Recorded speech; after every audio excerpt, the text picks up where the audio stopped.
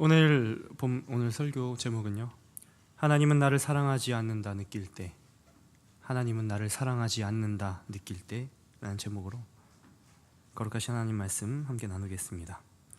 제가 얼마 전 눈에 띄는 제목의 재미있는 신문 기사를 본 적이 있어서 여러분들과 함께 공유하면서 설교를 시작하려고 합니다. 기사의 제목은 이 사람이 진정으로 나를 사랑하고 있는 것일까입니다. 기사의 내용은 대략 이렇습니다. 빠르게 읽어드립니다. 사랑에 빠진 연인이라도 한 번쯤은 이런 마음을 품을 것이다. 그렇다면 사랑의 강도를 확인하는 방법은 없을까? 이스라엘 바르일란 대학교 연구팀이 20대 연인 60쌍과 연인이 없는 사람 43명의 혈액 표본을 비교한 결과 연인들의 옥시토신 수준은 혼자인 사람들의 그것보다 2배에 이르는 것으로 나타났다. 사랑에 빠진 초기 몇 개월간의 이 호르몬 옥시토신의 수준은 연인 관계가 얼마나 오래 지속될지를 예측하는 지표가 될 수 있다는 것일까? 라는 기사입니다. 요약하자면 각 사람의 혈액 중에 옥시토신이라는 호르몬의 양이 많으면 많을수록 상대방을 많이 그리고 오래도록 사랑하는 사람이라는 것이라는 기사였습니다. 저도 병원에 가서 피검사 한번 받아봐야겠습니다. 왜 이런 연구가 있었고 왜 이런 기사가 났을까요? 어느 누구든지 사람들에게 오래도록 사랑받고 싶고 또 받은 사랑을 확인하고 싶은 욕구에서 기인한 것이라고 조심스레 생각해 봅니다.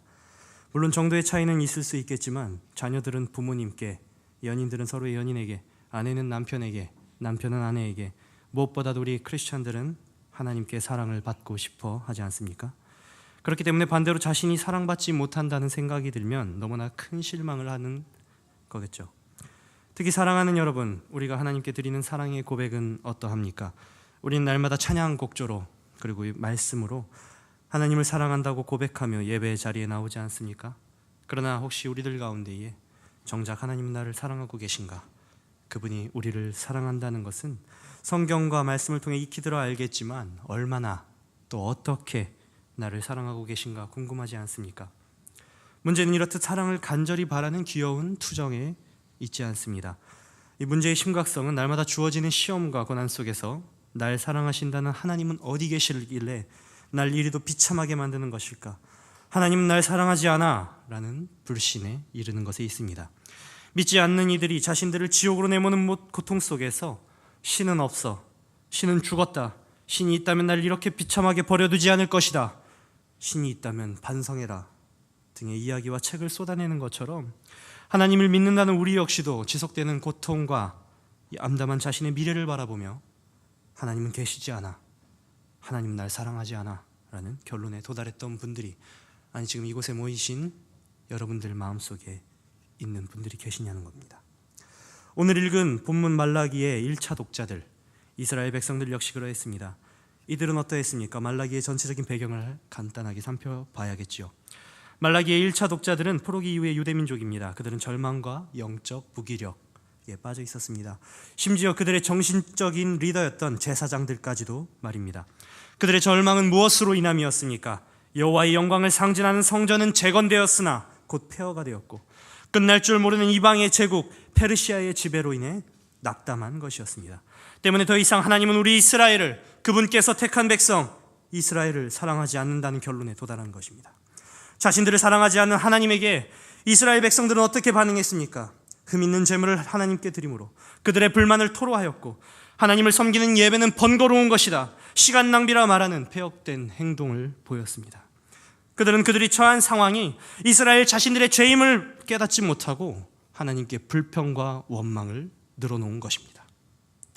이 문제를 제기함에 있어서 저는 결코 이스라엘 백성들과 같은 이들의 믿음 없음을 이 시간 드러내고 정죄하려 함이 아닙니다. 오히려 이들의 하나님을 향한 하나님의 사랑을 확인하라는 모습이 저는 당연해 보입니다. 왜냐하면 이 자리에 있는 저 역시도 제가 감당하기 벅찬 고통 속에서 있을 때에 하나님께서 주신다는 사랑에 대해서 불확실함을 느끼며 그런 불신으로 인해서 하루하루 낙심하고 또 회복하고 지옥과 천국이 반복되는 경험을 가지고 살아가는 죄인 중에 한 사람이기 때문입니다. 이러한 저의 모습을 그래도 변호하자면 사랑의 감정이 클수록 실망이 크다는 말이 있지 않습니까? 하나님을 사랑하기, 그리고 그 사랑을 너무나도 간절히 바라기에 하나님께 실망하는 것이 큰 것 아닙니까? 그러나 하나님을 경외하지 않는, 하나님은 우리를 사랑하지 않아 라고 절망 가운데 외치는 이스라엘에게 하나님은 사랑이심을 다시금 드러내십니다. 오늘 이 시간 여러분들과 함께 읽은 말라기 1장의 전반부 말씀을 통해서 말라기 선지자의 입장이 되길 바랍니다. 여호와의 사자가 전하는 하나님의 백성 이스라엘을 향한, 그리고 여기 모인 예배드리는 사랑하는 여러분들을 향한 하나님의 그 뜨거운 사랑을 확인할 것입니다. 또한 함께 읽은 말라기서의 특징인 단순하고 명료하고 직접적인 말씀으로 하나님의 백성 이스라엘과 같은 우리의 불순종으로 인한 절망과 영적 무기력이라는 상처를 치료하시는 하나님을 발견하게 되실 것입니다. 사랑하는 여러분들을 향한 하나님의 영원한 사랑을 확인하고 신뢰함으로 앞으로 하나님은 나를 사랑하지 않아 고백이 아닌 하나님은 나를 너무나도 사랑하셔라는 고백이 끊임없이 터져나오는 세교회 성도님들 되시기를 소망합니다. 그럼 본문으로 들어가 보겠습니다. 2절 말씀 함께 보실까요? 여호와께서 이르시되 내가 너희를 사랑하였노라라고 말씀하십니다. 하나님께서는 여러분들을 사랑하십니다. 이 문장은 말라기에 있어서 가장 중요한 전제이며 논지이자 주제입니다. 내가 너희를 사랑하였노라. 우리말 성경은 여기서 사랑하였노라라는 과거형으로 기록되어 있으나 원문인 히브리어는 현재 완료로 기록되어 있습니다. 즉 하나님의 사랑은 과거로부터 지금 현재까지 계속되고 있다는 뜻입니다. 무엇보다도 이 문장 안에는 하나님 사랑의 지속성뿐만 아니라 하나님의 사랑이 그분의 자유로운 선택임을, 내가 너희를 선택했다, 그 자유로운 선택임을 설명하고 있습니다. 누구의 강요에 의해서도 아니고 스스로 하나님의 주권적으로 그리고 은혜스럽게도 이스라엘을 택하셨다는 말씀입니다. 우리는 여기서 무엇을 확인하게 됩니까? 바로 하나님께서 그 백성을 사랑하심의 근본은 그들을 택하신 사실에 있다는 것입니다. 이런 택함받은 이스라엘은 하나님의 계명에 순종하고 하나님을 사랑함으로 응답했어야 했습니다. 그러나 이스라엘 백성들은 이러한 하나님의 사랑에 어떻게 반응하고 있습니까? 주께서 우리를 어떻게 사랑하셨습니까? 라고 묻는 이스라엘 백성들을 발견할 수 있습니다. 이들의 이런 반문은 하나님과 이스라엘 백성들 간에 흠집이 나버린, 깨져버린 신뢰를 보여줍니다. 이것은 하나님을 향한 이스라엘의 불신을 드러낸 질문이었습니다. 이스라엘은 자신들이 택함받은 하나님의 백성임에도 불구하고 하나님의 계명에 순종하지 않았고 하나님을 원망하고 불신했습니다. 그들이 이랬던 이유는 무엇일까요? 여기서 이스라엘은 그들의 이러한 불평들이 정당하다고 생각했습니다. 이는 그들의 당시 상황을 살펴보면 확인할 수 있습니다. 이스라엘 백성들이 포로 생활에서 돌아온 지 약 100년이라는 긴 시간이 지난 후에도 간절히 기다렸던 그 선지자들에 의해 예언되었던 하나님의 왕국은 아직 도래하지 않았습니다. 그 대신 백성들은 여전히 외국의 총독들에 의해 지배받고 있었습니다. 경제적으로 어려운 때를 겪고 있었습니다. 그런 그들에게 하나님은 무관심한 하나님, 무능한 하나님이었을 뿐입니다. 이러한 이스라엘의 불만을 토로하는 모습들이 단지 이때 당시 말라기 당시에 이스라엘 백성들에게 해당하는 문제이며 오늘날 우리 여기에 계신 여러분들에게 어떠한 관계도 없다고 생각하십니까? 오늘을 사는 우리도 하나님을 향한 우리의 불평이 정당하다고 생각되지 않습니까? 생각해 봅시다. 우리는 어떠한 상황에 놓여질 때 불만을 하나님께 쏟아내게 됩니까? 하나님께 할 도리를 다했다는 생각이 들 때 이러지 않습니까? 때마다 선교와 봉사를 하고 시간마다 기도의 제단을 쌓고 헌금을 해도 풀리지 않는 문제들, 손에 잡히지 않는 기쁨과 평안, 그리고 하나님을 의지함으로 이기는 승리자이기는커녕 내 믿음보다 강력한 현실이라는 힘에 지배받고 있는 노예된 나의 모습이 여러분들에게 있지 않습니까? 그리고 결코 풀리지 않는 경제난들, 이러한 고통들은 하나님을 나를 돌보시지 않는 하나님, 나를 사랑하지 않는 무관심한 하나님, 무심한 하나님, 그리고 이것이 심화될 경우에는 무능하고 무기력하고 게으른 하나님으로 우리의 하나님을 만들지 않습니까? 이런 이스라엘을 보며 말라기는 하나님의 사랑을 이스라엘에게 다시 확증시켜 줍니다. 하나님께서 너희를 어떻게 사랑하시는가라는 그들의 질문에 답을 주는 것입니다. 먼저 말라기는 2절부터 4절까지의 말씀을 통해서 자신들의 조상 이스라엘을 잇게 한 야곱의 이야기를 통해 증거합니다. 하나님께서 야곱을 택하신 일에 대해서 증거하는 것입니다. 우리가 알고 있듯이 에서는 야곱의 형이지만 하나님은 누구를 택하셨습니까? 누구를 선택하셨습니까?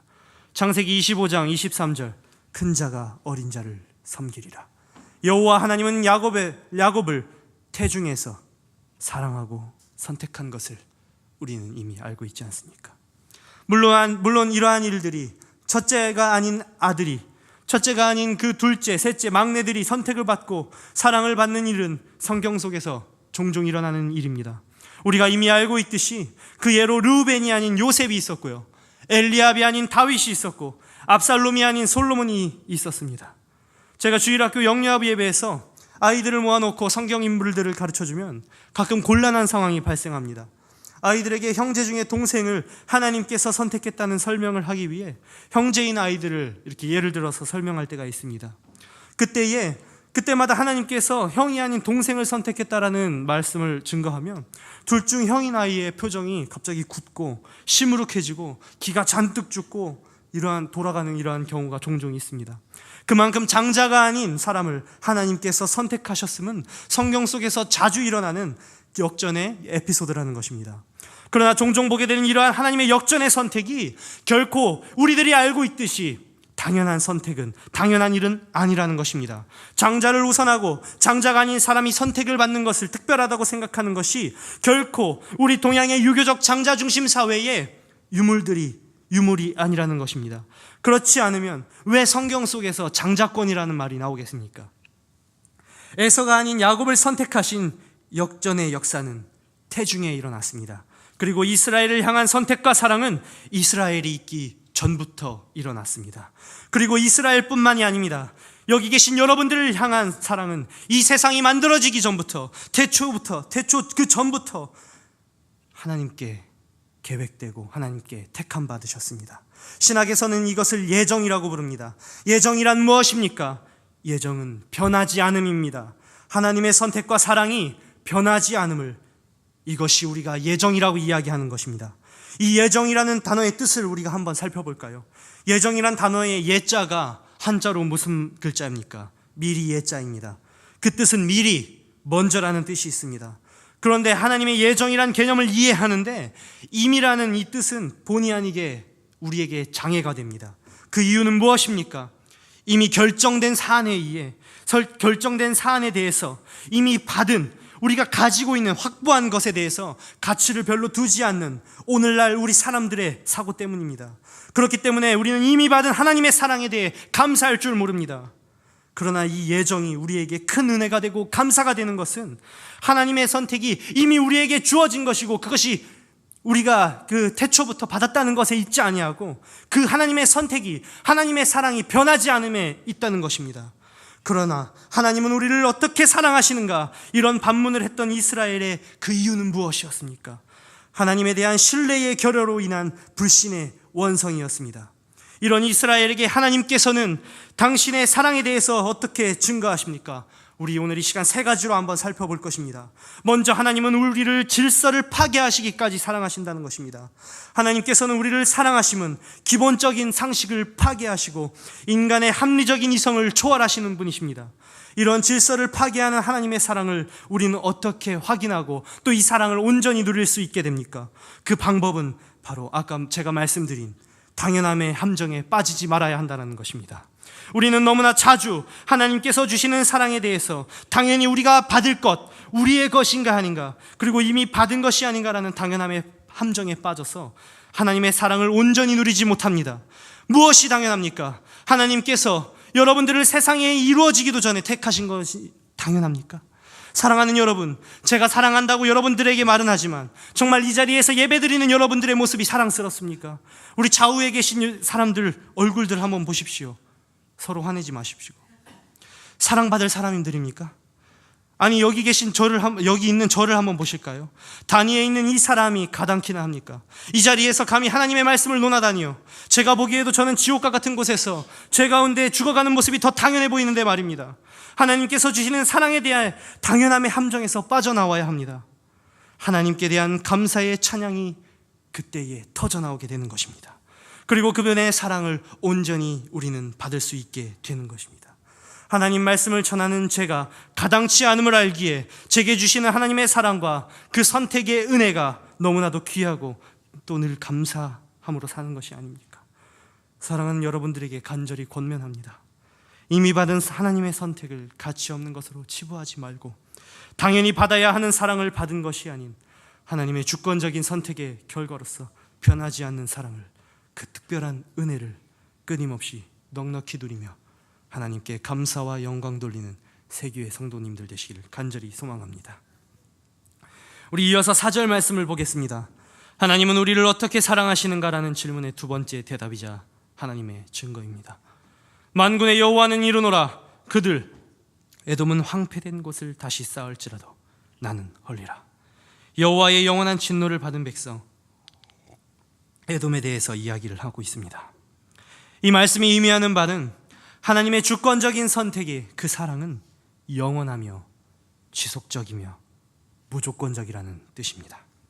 다시 말해서 하나님의 선택은 하나님과 이스라엘과의 영원한 관계를 맺으셨음을 의미하며 그 관계에는 조건이 없다라는 뜻입니다. 이스라엘과 에돔은 BC 6세기에 바벨론에 의해 하나님의 심판을 받았습니다. 우리는 그 말씀을 예레미야 27장의 말씀을 통해서 확인할 수 있습니다. 그리고 하나님은 이스라엘을 회복시키실 것을 약속하셨습니다. 그러나 에서의 자손 에돔은 다릅니다. 말라기의 말씀과 같이 그들이 다시 그들의 성을 쌓을지라도 하나님께서는 다시금 허무셨습니다. 이스라엘은 끊임없이 회복되고 에돔은 왜 끊임없이 멸망하는가? 이 모습이 여기에 모인 우리들에게 시사하는 바가 무엇입니까?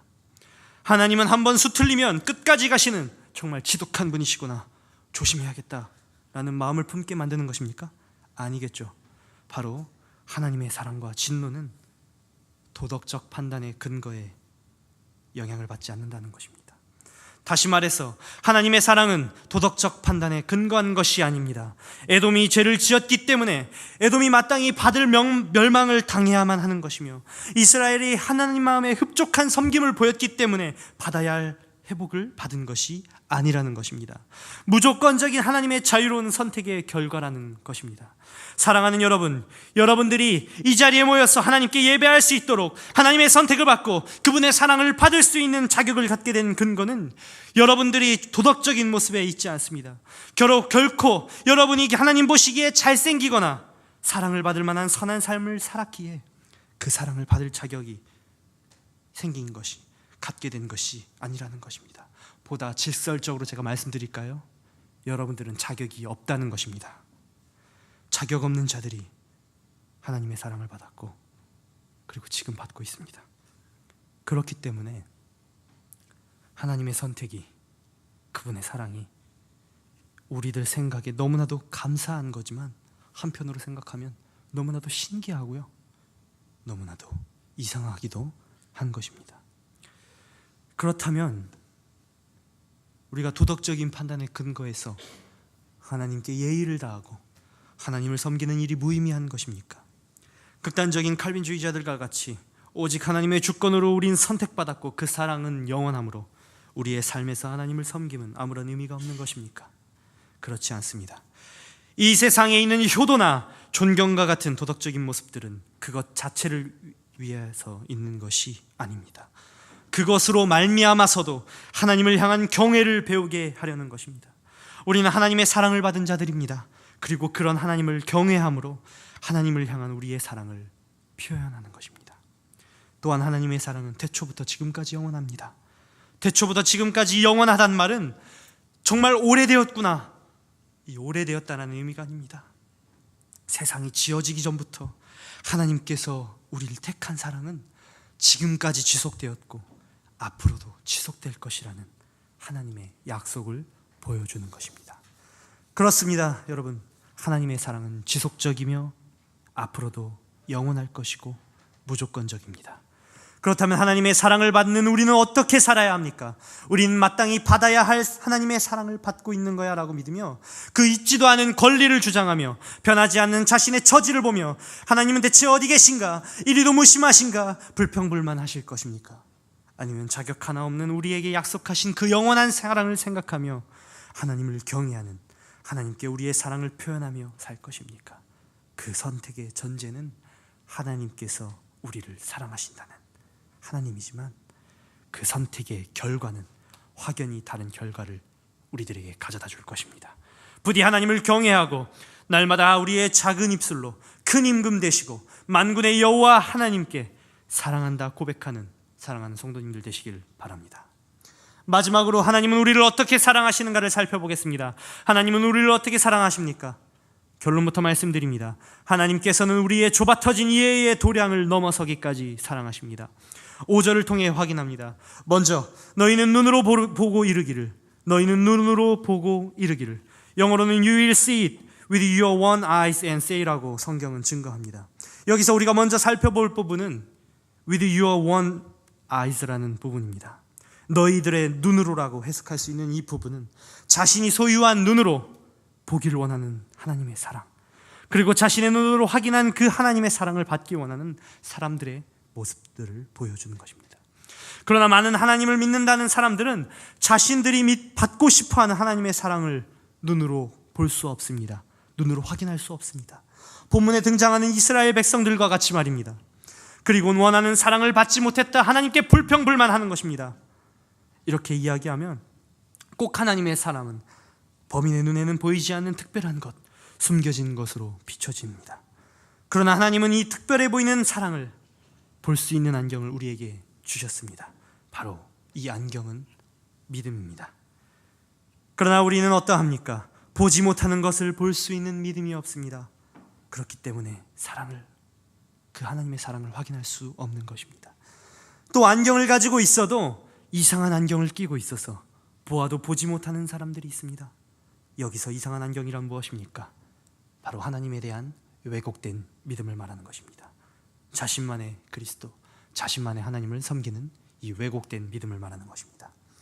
요한복음 9장은 날 때부터 맹인을 고치신 예수님에 대해서 증거하는 말씀입니다. 날 때부터 눈이 멀었던 자를 고치신 예수님을 본 바리새인들은 왜 예수님의 메시아됨을 보지 못했습니까? 스스로 메시아의 범위를 정했기 때문입니다. 고침받은 맹인과 그의 부모조차 예수님을 메시아로 몰라보기도 마찬가지였습니다. 고침받은 맹인은 나를 고치시니가 선지자인 것 같다 라고 말했으며, 그의 부모들은 저희들은 어떻게 이 맹인된 자식이 눈을 뜨게 되었는지 알지 못합니다 라고 이야기합니다.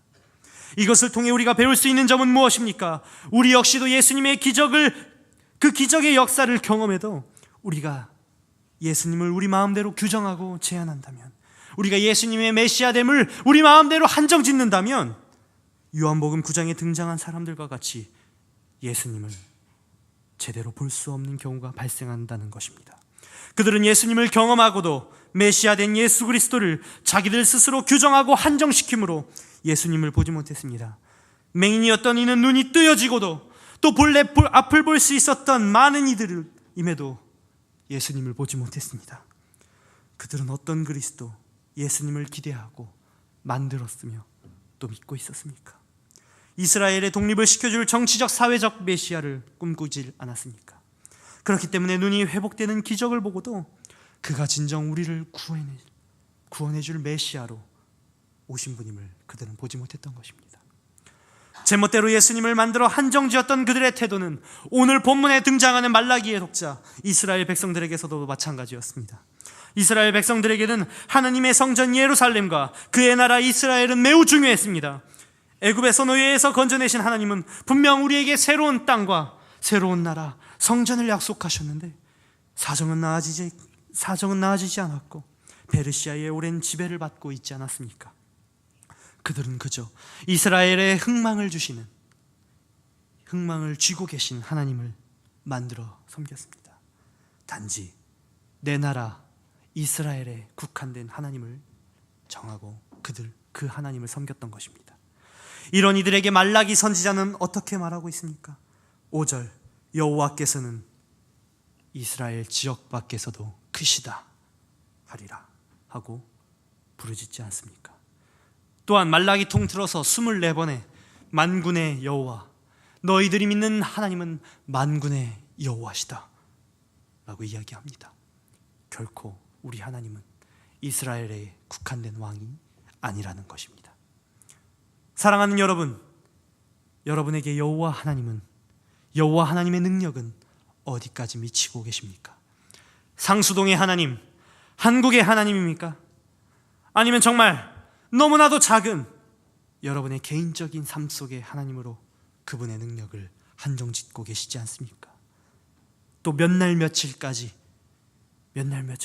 올해까지, 내년까지 바라던 일이 이루어지기를 바랍니다 하나님께 간구하며 소망하며 하나님의 능력을 고작 몇 날 며칠까지의 하나님으로 축소시키고 있지 않습니까?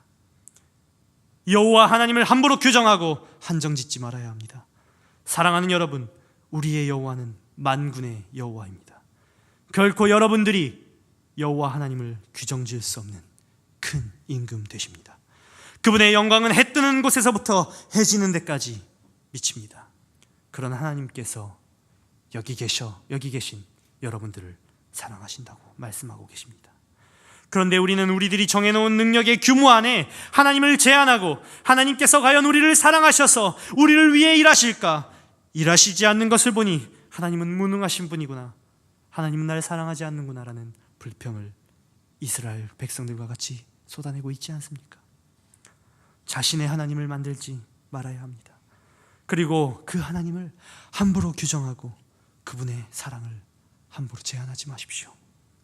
결코 하나님은 우리에게 제한되지 않는 전능하신 분이십니다. 그리고 그 전능하신 하나님께서는 그 스스로 자신의 영광을 지키십니다. 그런 전능하신 하나님, 스스로 자신의 영광을 지키시는 하나님이 오늘 이 시간 여러분들을 사랑한다고 고백하는 것입니다.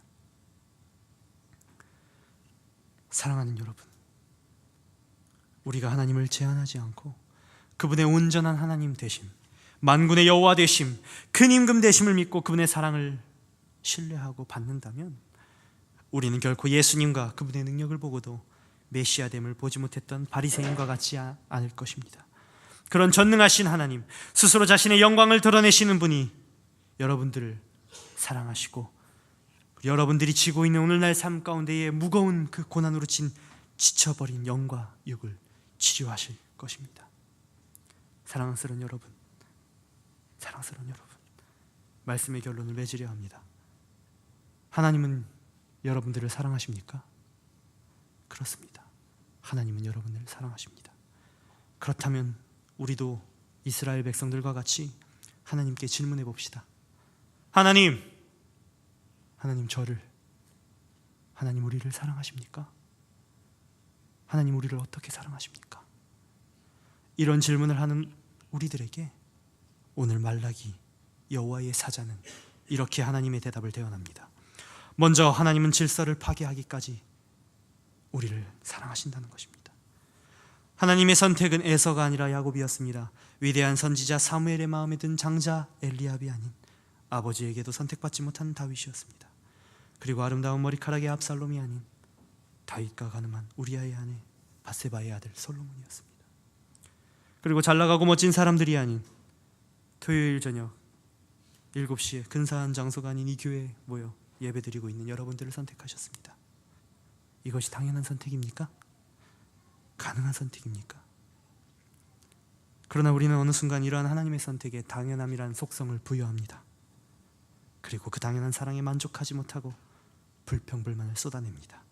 당연함의 함정에 빠지지 마십시오. 하나님의 선택에는 당연함이 없습니다. 오직 그분의 은혜롭고 자유로운 선택만 있을 뿐입니다. 그런 하나님께 우리가 감사해야 할 이유는 너무나도 충분합니다. 두 번째, 하나님은 우리를 영원하며 무조건적으로 사랑하십니다. 여기서 무조건적이라 함은 결코 우리가 생각하는 도덕적 판단에 의해 그분의 선택이 이루어지거나 변하지 않는다는 것입니다.